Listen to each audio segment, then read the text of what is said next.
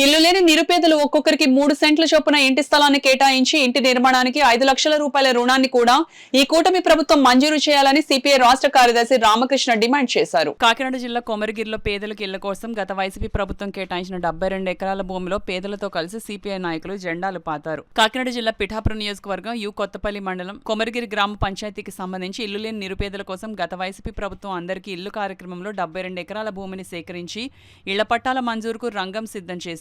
ఇంతలో ప్రభుత్వం మారడంతో అక్రమార్కుల కళ్ళు ఈ భూమిపై పడి ఈ 72 ఎకరాల భూమిని అక్రమార్కులు పంట వేసి పంట పండిస్తుందన్నారు.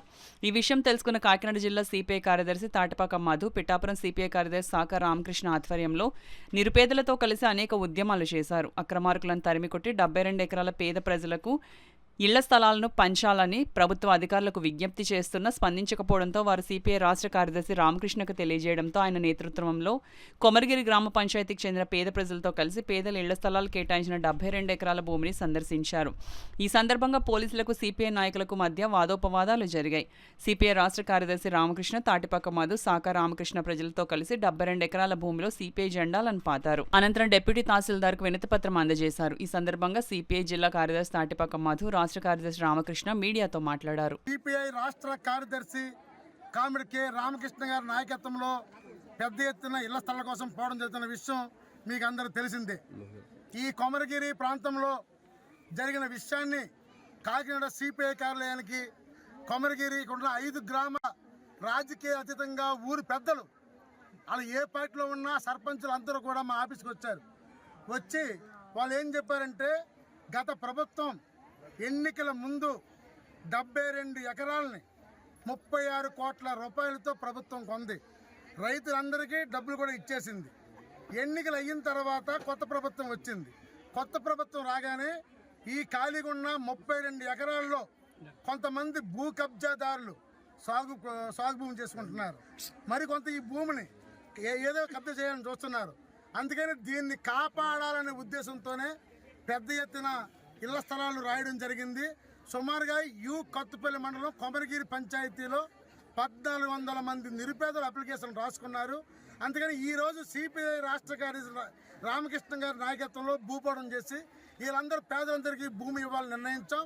ఇది భూ కబ్జాదారుల నుండి ప్రభుత్వ భూమిని కాపాడాలన్న ఉద్దేశంతో ఈ కార్యక్రమం నిర్వహిస్తున్నాం. ప్రత్యేకమైన పరిస్థితి పిఠాపురం నియోజకవర్గంలో మన జనసేన పవన్ కళ్యాణ్ సొంత నియోజకవర్గం ఇది. మరి ఈ నియోజకవర్గంలో 72 ఎకరాలు జగన్మోహన్ రెడ్డి గారు అధికారంలో ఉన్నప్పుడు ఇక్కడ సేకరించారు. సేకరించిన భూమిని పేదవాళ్ళకి ఇవ్వకుండా దీన్ని కబ్జాకోరులు ఆక్రమించే పరిస్థితులు కనపడతా ఉన్నాయి. చాలా దారుణం. ఎందుకంటే ప్రభుత్వం డబ్బు కోట్ల రూపాయలు, దాదాపు 32 కోట్ల రూపాయలు ఖర్చు పెట్టి భూమి సేకరించిన తర్వాత ఇవాళ ఇక్కడ ఎవరైతే పేదవాళ్ళు ఉన్నారో ఆ పేదవాళ్ళకు పంపిణీ చేయడం కాకుండా మళ్ళీ పెద్దవాళ్ళ చేతుల్లో పోతుందంటే మాత్రం చాలా అన్యాయము, అక్రమము, దురాక్రమము. కాబట్టి దీనికి వ్యతిరేకంగా భారత కమ్యూనిస్ట్ పార్టీ తరఫున ప్రభుత్వం యొక్క కళ్ళు తెరిపించడానికే ఇవాళ మేము ఈ భూ ఆక్రమణ పోరాటానికి పూనుకున్నాం. ఈ ప్రాంతంలో ఉన్న పేదవాళ్ళందరికీ కూడా, ప్రతి పేదవానికి కూడా 3 సెంట్లు భూమి ఇవ్వాలని చెప్పి డిమాండ్ చేస్తూ ఉన్నాం. అదేవిధంగా ఇంటి నిర్మాణానికి 5 లక్షల రూపాయలు ఇవ్వాలి. ఇవాళ పెద్దవాళ్ళకు మాత్రం కోట్ల రూపాయలు ఖర్చు పెడతా ఉన్నారు.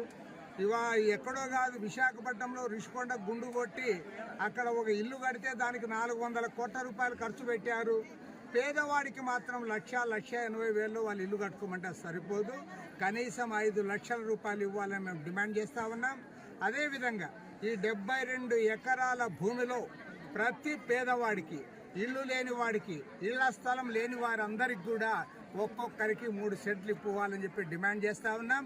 ఇక్కడ నుంచి వెళ్ళిన తర్వాత రెవెన్యూ మంత్రి గారిని కూడా కలుస్తాం.